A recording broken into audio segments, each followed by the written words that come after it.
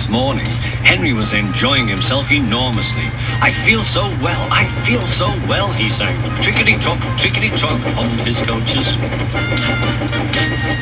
Then he saw some boys on a bridge. "Peep, peep, hello," he whistled.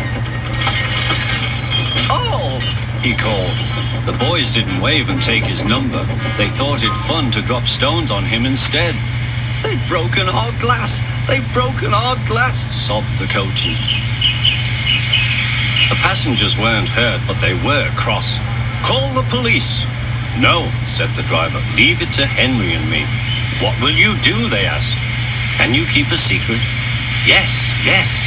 "Well then," said the driver, "Henry is going to sneeze at those boys."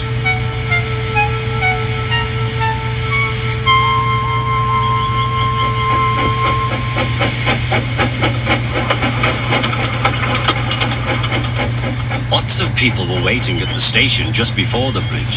They wanted to see what would happen. "Henry has plenty of ashes," said the driver.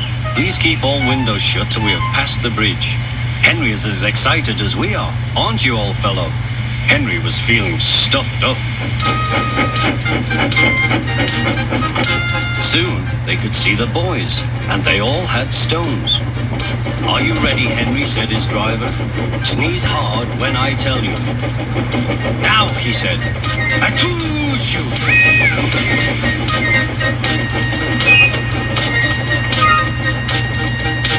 "Well done, Henry," laughed his driver.